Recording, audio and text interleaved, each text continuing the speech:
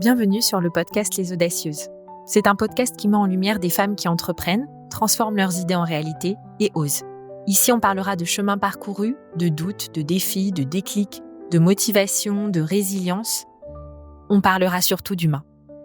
On explorera des parcours de femmes entrepreneurs vivant en Afrique de l'Ouest, Côte d'Ivoire, Sénégal, Bénin, Togo, des pays dans lesquels je voyage, mais aussi au Maroc ainsi qu'en France. Découvrez ces portraits de femmes qui innovent et qui tracent de nouvelles voies pour leur pays. Je suis Sophia El Hajjaj, consultante en entrepreneuriat et en innovation. Et je suis ravie de vous retrouver pour ce premier podcast, Les Audacieuses.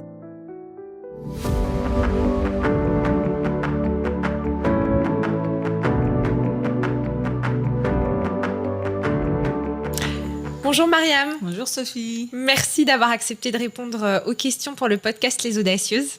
Merci à toi. Alors, je suis ravie de te recevoir. Si j'ai voulu t'interviewer, c'est vraiment pour m'intéresser au modèle des associations.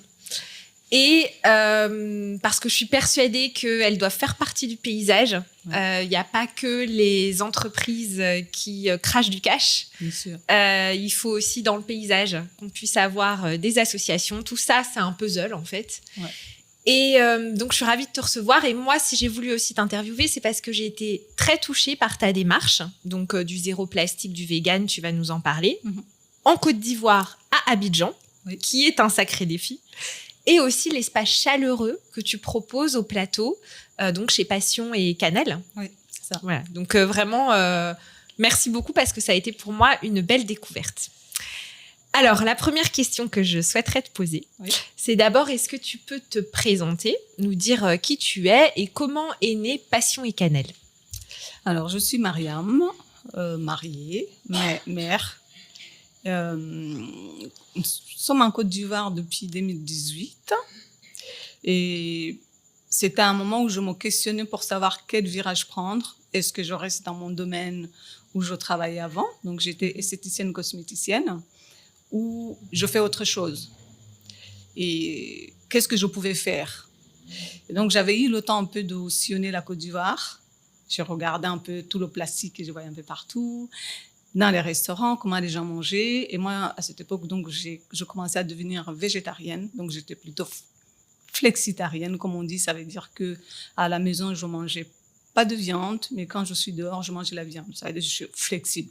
C'est des termes un peu à la mode. Voilà. Ouais, mais je connaissais pas flexitarienne. Voilà, j'utiliserais. C'est ça. Et du coup, je me suis dit non, là, j'ai la possibilité de pouvoir vraiment quelque chose qui me passionne, quelque chose qui me nourrit. Et j'ai surtout envie de faire quelque chose qui va vraiment participer, aider, parce que je pense que l'Afrique m'a tellement donné et que j'avais envie de faire ma part. Une petite, voilà, quelque chose. Et j'avais envie aussi d'aller là où on ne nous attend pas. Parce qu'on attend toujours les femmes, femmes entrepreneurs, chiffres d'affaires, chefs dans les entreprises, et mères au foyer, et en plus s'occuper des enfants et être directrice et tout ça. J'ai dit non, moi j'aime bien faire toujours le contraire. Différemment. Dire je vais pas, mais quand même je peux être entrepreneur. Voilà. Et comment est né cet espace? Donc, c'est un espace, en même temps un service traiteur. C'est et ça. Ce côté communautaire, tu peux nous en parler aussi? D'accord. Cette volonté quand même d'avoir des personnes qui n'auraient pas forcément la possibilité de manger vegan parce que ça coûte très cher à Abidjan. Et du coup, tu as souhaité aussi que ces personnes-là puissent découvrir une autre façon de manger et de se comporter? Bien sûr. Alors, je voulais créer un espace qui me convient moi d'abord. Un espace où c'est pas à la maison. J'avais envie d'avoir un endroit vraiment où les gens viendraient me trouver. Et j'avais envie beaucoup de créer un lien communautaire, intergénérationnel. Et où on allait aussi échanger sur le manger végétaux, parce que je trouve que c'était très important. Alors, je rectifie, c'est plus végétarienne que végane. Voilà. Donc, végane, c'est plus des personnes qui ne mangent pas du tout des produits issus des animaux. Donc, ça peut ni miel, ni quoi que ce soit, des fois même des habits en cuir, des chaussures en cuir, tout. Les végétariens, c'est plus des personnes qui vont pas manger tous les produits comme de la viande, du poisson, des crevettes, de tout ce qui est animal, tout ce on va tuer pour pouvoir être mangé. D'accord. Et donc, je me suis dit, tiens, je vais quand même créer cet endroit-là. Et c'était important pour moi qu'il y ait le communautarisme, mais pas le communautarisme tel qu'on l'attend. Ça veut dire on s'enferme entre nous-mêmes. C'était plutôt le vivre ensemble. On se retrouve, on a 40 ans, on est PDG d'une banque, on est chef de HEC, mais on peut aussi être agriculteur, on peut aussi être femme de ménage, on peut être une femme qui vend des bananes sur la route. On se retrouve, on s'assoit et on partage, on échange. Et là, on oublie toutes nos casquettes, on les met de côté, on est juste là en tant qu'individu, en tant qu'humain.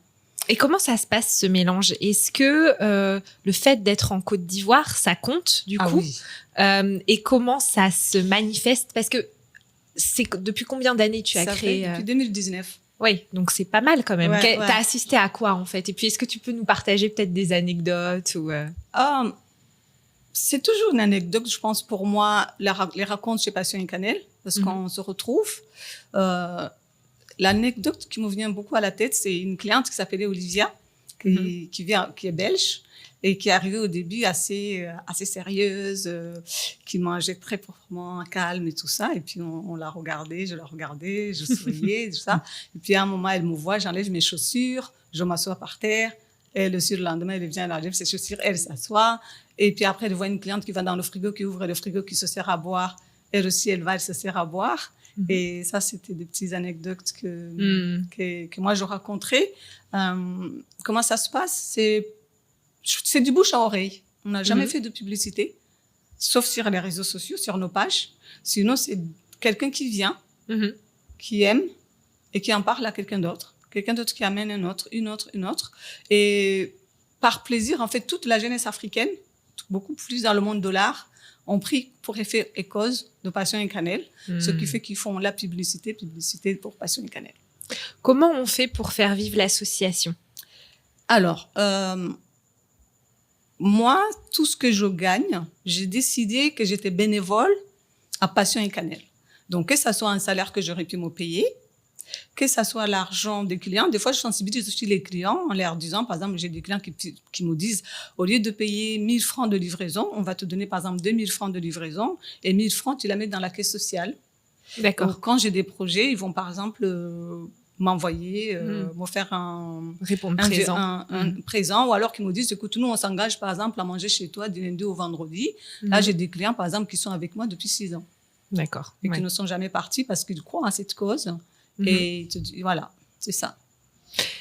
Et donc, ça s'autofinance, excusez-moi. Ouais, Voilà. ça s'autofinance. C'était important pour moi que je gagne de l'argent qui puisse financer l'association, enfin, mon espace, sans que j'ai à débourser moi de l'argent dans ma poche. Mais alors, ce que je trouve assez incroyable, je t'avoue, c'est qu'en plus, tu arrives à payer des personnes, les former. Oui, c'est ça. Ouais. Et du coup, payer le loyer. Donc, c'est ça, exactement. Et faire tourner finalement cette association, sachant qu'on est sur un territoire où il y a, j'espère ne pas me tromper, peu d'aide pour ce type d'association. Il n'y a pas d'aide. Carrément. Il n'y a pas d'aide.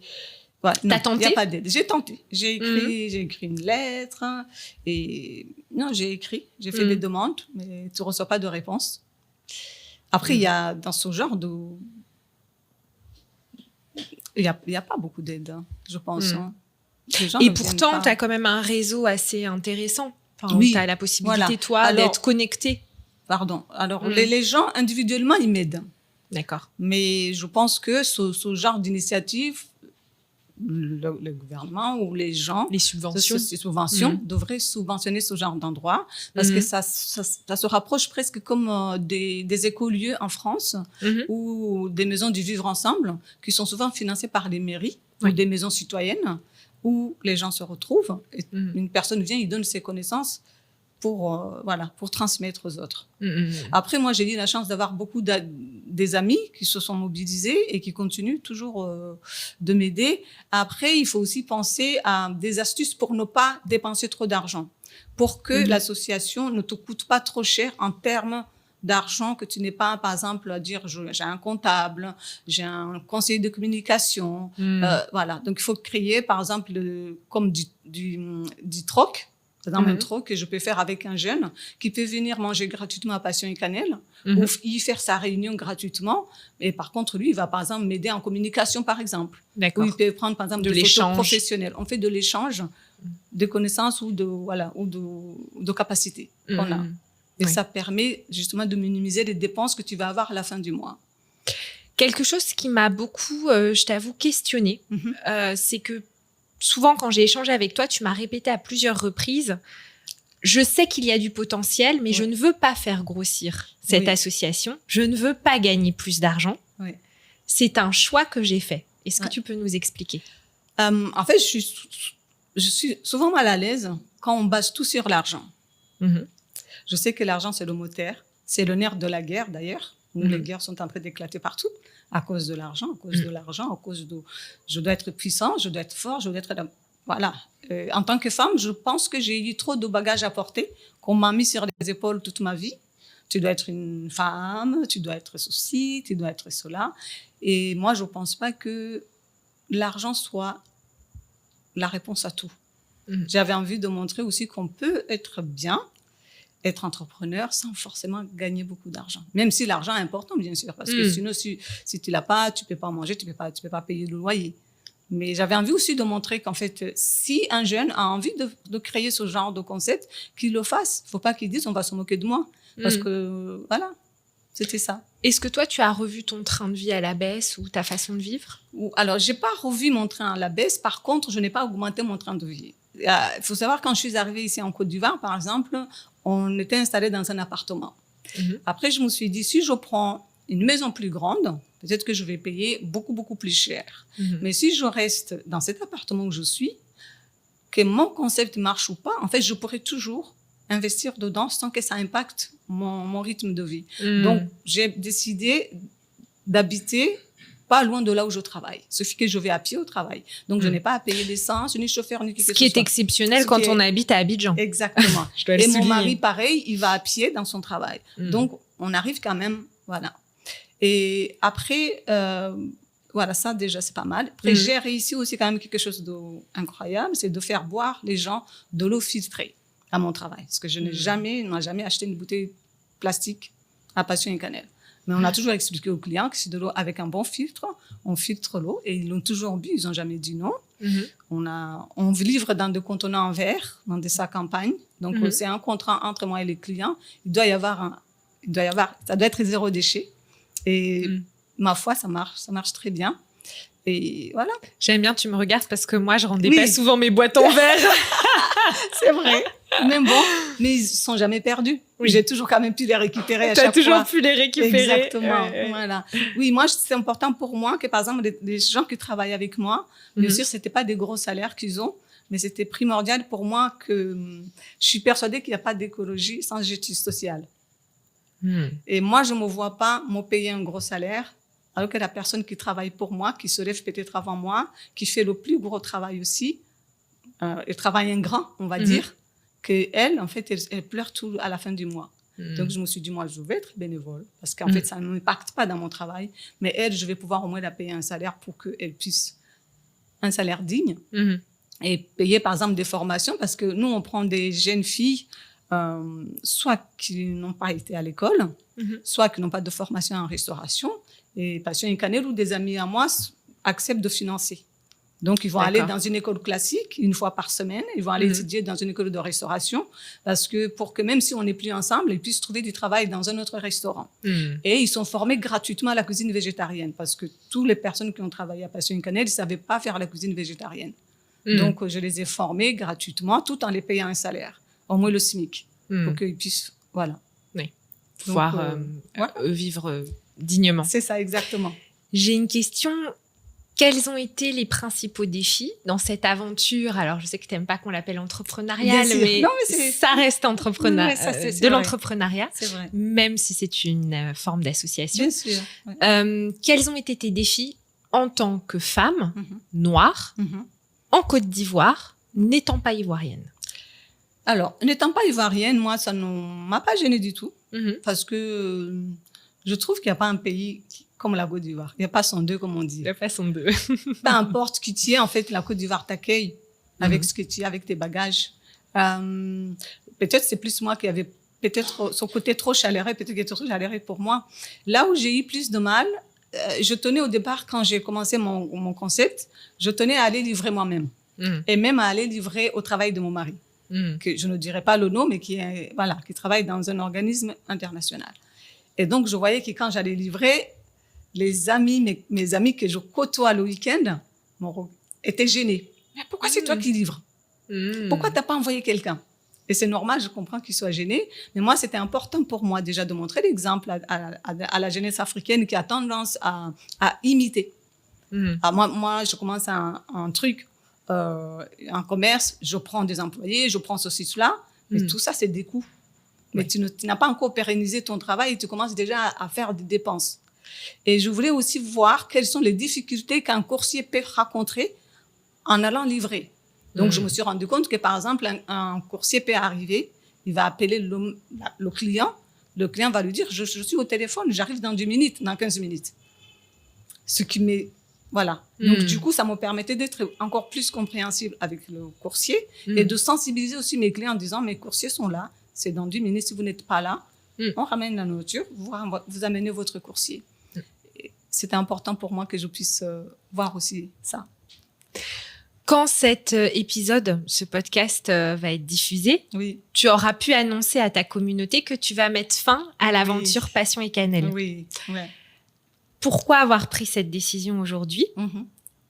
Et est-ce que tu peux revenir sur tout ce que ça t'a apporté et tout ce que ça probablement t'apportera dans un avenir proche? Passion et Cannelle, ça m'a apporté énormément. Parce qu'il est arrivé au moment où je me questionne en tant que femme. Ça y est, mes enfants sont grands, ils sont à l'étranger, mon mari a encore son travail. Moi, j'arrive, qu'est-ce que je fais? Qui je suis réellement? Qu'est-ce que j'ai envie de faire? Où j'ai envie d'aller? Est-ce que j'ai envie d'assumer qui je suis réellement? Voilà, une femme qui aime marcher à pied, qui aime s'asseoir par terre, qui n'aime pas le vernis, qui n'aime pas se maquiller. Est-ce que j'assume ça? Et ça, Passion et Cannelle m'a permis de faire ça et de m'assumer, de savoir que j'étais heureuse. Parce que justement, je pense que je faisais ce que la société attendait de moi. Et Passion et Cannelle m'a permis de ne pas justement faire ce que la société attend de moi. Et je vais fermer parce que malheureusement, mon séjour en Côte d'Ivoire touche à sa fin. Mais j'ai décidé de fermer en avance pour pouvoir chercher un petit projet pour les personnes qui travaillent avec moi, parce que j'ai pas envie de les laisser dans la rue au chômage, et aussi émotionnellement. Et c'est difficile pour moi de fermer Passion et Cannelle et de fermer et de dire au revoir aussi à la Côte d'Ivoire, à toutes les personnes, les relations que j'ai pu créer. C'est pour ça que j'ai décidé de fermer un peu plus tôt, et il me reste pas beaucoup de temps. Et pour pouvoir aussi me préparer psychologiquement. Passion et Cannelle m'a fait comprendre en fait qu'il y a tous les projets impactent.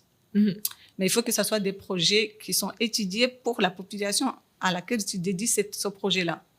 Et c'était petit Passion et Cannelle, mais ça a impacté beaucoup de monde et ça m'a impacté. Et je suis très fière d'avoir osé et de l'avoir fait. Et en étant moi-même, donc j'ai prouvé qu'en fait, c'est possible. Mais faites quelque chose qui est à votre hauteur. Et ça m'a fait penser à ce que c'est pour moi être un leader. C'est de faire quelque chose, d'avoir envie de faire quelque chose qui te fait très peur, mais tu décides quand même de le faire, même si ça te fait très peur. Parce que tu sais que ce que tu vas faire, ça va au-delà de toi, que ça va impacter beaucoup de monde. Et tu le fais. Tu ne sais pas si tu vas réussir, mais tu le fais quand même. Et tu montres le chemin. Et donc, j'aime bien me dire que je suis une planteuse de graines. C'est ce qui me va le mieux. Je montre, je plante une graine, je l'arrose et je vous montre que voilà, c'est possible. Et après, voilà. Et Passion et Cannelle m'a permis de savoir ce que je vais faire après, quand je quitte. D'accord. Voilà. Alors attends, avant que tu nous dises un petit peu, non, bien sûr, mais la suite, avant de te poser cette question-là, j'aimerais juste revenir sur quelque chose que je trouve très intéressant, que j'ai envie de creuser, mais on va voir si tu es d'accord pour creuser ça. Si je peux, je ferai. Tu as dit quelque chose de très intéressant, que tu étais arrivée à un moment dans ta vie où tu avais envie d'être toi-même et tu savais pas tellement si tu pouvais le faire et surtout ici à Abidjan. Mhm. Est-ce que tu penses que, alors j'insiste bien sur, est-ce que tu penses que la femme noire, Mhm. alors ivoirienne, Mhm. donc peut-être qu'il y a un sujet de classe sociale aussi, Bien sûr. est-ce que tu penses que cette femme, elle peut être elle-même? Je pense pas plus qu'une femme d'ailleurs. Une femme ivoirienne. De Paris? De partout, ou de Paris, de la Tunisie, du Rwanda. C'est difficile d'être nous-mêmes. On a plusieurs casquettes. Et donc, l'ivoirienne aussi, dehors, elle n'est pas elle-même, comme nous toutes. Mais quand elle arrive chez elle, je pense qu'elle devient elle-même. Et je pense que les ivoiriennes, quand même, elles sont assez, en général, naturelles. Et quand elles marchent dans la rue, elles te disent, c'est quoi ton problème? Et alors, c'est pas ton problème. Et ça, j'admire ça, cette confiance. Mais elle peut être une confiance qui est cachée, parce qu'on masque. Mais je pense que quand elle arrive à la maison, quand on lui permet, elle devient elle-même. Et oui, je pense que oui. Voilà, pour moi. Super. Et par rapport à ce que tu as observé dans la communauté, Oui. qui vient aussi chez Passion et Cannelle, est-ce que tu as ces femmes, tu parlais de ces femmes directrices d'entreprises ou dans des grandes institutions, est-ce qu'elles se permettent, selon toi, d'être elles-mêmes? Je dirais que non. Mais je n'ai pas cherché non plus à savoir si elles peuvent être elles-mêmes. La plupart qui viennent à Passion et Cannelle, ils viennent pour manger seulement, parce que l'espace leur convient, c'est apaisant. Ils peuvent discuter entre eux, c'est cosy, et ils s'en vont. Beaucoup de personnes que j'ai plus l'habitude d'accueillir, c'est plutôt plus des jeunes, justement. D'accord. Beaucoup les jeunes qui ont l'âge de mes enfants. Et c'est ça qui est génial, de pouvoir qu'on s'assoie tous les deux et que j'ai 54 ans et qu'ils ont 30 ans et qu'on s'assoit, qu'on discute. Voilà, donc, et je peux parler, mais les autres, non. Donc, je ne connais pas trop leur facette vraie dans la vraie vie. Tu as d'autres engagements? Toi, je t'ai vu dans la vraie. Donc, quand tu es sur Passion et Cannelle, tu es toi-même. Oui. Voilà, donc voilà. Tu es déjà venu à Passion et Cannelle. C'est vrai. Voilà, c'est donc vrai. je t'ai vu, tu es toi-même. Voilà. Merci. Je t'en prie. J'ai une autre question. Tu as d'autres engagements associatifs? J'ai beaucoup d'engagements associatifs. Je t'ai vu la semaine dernière pour Stop au chat noir. Je sais aussi que tu vas à l'orphelinat toutes les 15 jours, non, toutes les semaines. Je vais à l'AIFCI, donc une association internationale des femmes en Côte d'Ivoire, où je suis depuis mon arrivée ici en Côte d'Ivoire. J'ai commencé par l'alphabétisation, être bénévole au niveau de l'alphabétisation, qui font 3 fois par semaine. Et après, je m'ennuyais un peu, parce qu'on était plus bénévoles et j'avais rien à apporter finalement. Et j'ai basculé avec les enfants de mercredi après-midi. Donc, j'y suis tous les mercredis après-midi. Et je travaille aussi avec les femmes qui vivent avec le VIH là-bas. D'accord. Voilà. Et après, Stop au chat noir. Et après aussi, j'agis beaucoup aussi, mais de façon non officielle, parmi les associations des jeunes écologistes. Par exemple, quand ils ont des projets, ils m'appellent pour aller ramasser le plastique, je vais y aller. Et si je ne peux pas, par exemple, je vais donner de l'argent. Passion et Cannelle donne de l'argent pour qu'ils puissent acheter le matériel. Voilà. Donc, tu es quand même une figure emblématique pour certains jeunes. Ouais.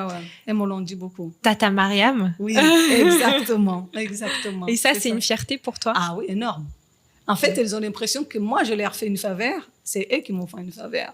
Parce que depuis que j'ai Passion et Cannelle, je ne me suis pas vue rentrer chez moi étant triste. Quand je rentre à la maison, je suis bien dans ma tête parce que toutes ces jeunes que je rencontre, déjà, me donnent de l'espoir dans l'avenir de l'Afrique. Et me donnent aussi de l'espoir aussi dans la vie. Parce qu'elles ne me parlent pas des choses négatives. Elles ne sont pas là pour ça.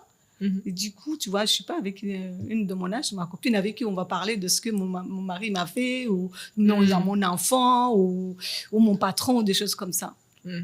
Donc, ça fait... Voilà. Bon, mon mari, je t'aime très fort. Hein. C'est pas toi. Tu n'es pas en cause. Voilà. Ouais, quand même. Puisque ça m'amène à la conclusion, il fait partie de la suite de ton plan de vie. Ouais, c'est ça. Du coup, pour conclure, c'est quoi la suite pour toi, Mariam? Et qu'est-ce que tu donnerais comme conseil pour une personne qui souhaiterait aussi créer une association? Pourquoi pas reprendre le flambeau ou continuer, en tout cas, dans l'écologie? D'accord. Alors, la suite, pour l'instant, elle est un peu incertaine, mais j'ai envie quand même de faire la même chose comme Passion et Cannelle, mais beaucoup plus grand, pas dans la restauration, mais plus toujours dans l'engagement écologique et dans mon pays, au Rwanda. Mais je vais faire le pont entre la France et le Rwanda. Pour l'instant, je ne sais pas comment on va se débrouiller parce qu'on n'aime pas trop prendre les avions. Donc, pour être un couple mixte, ce n'est pas très évident, mais on va trouver un juste milieu.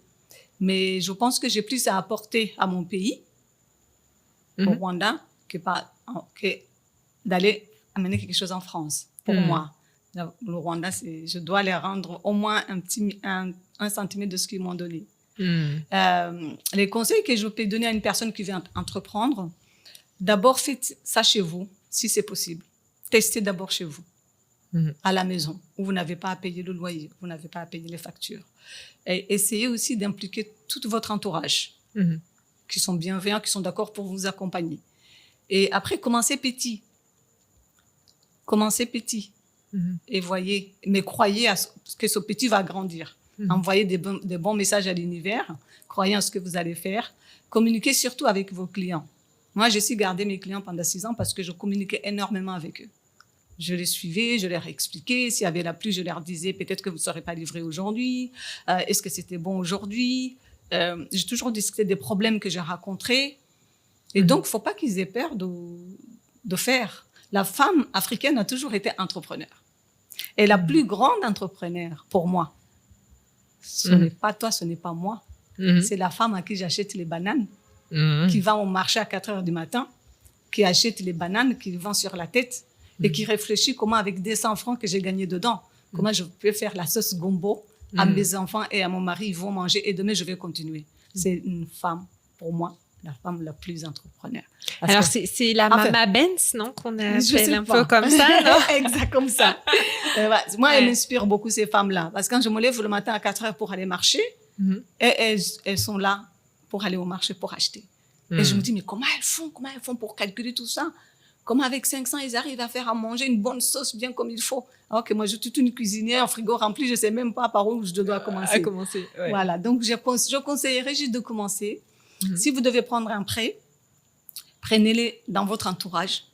Vous pouvez vous endetter avec les banques, ou alors chercher des banques qui sont là pour aider des personnes justement qui sont des petits capitaux. Ça existe. Le microcrédit. Le microcrédit, par exemple. Mais vous pouvez aussi commencer avec votre entourage. De dire, voilà, prêtez-moi. Mais sachez rembourser aussi.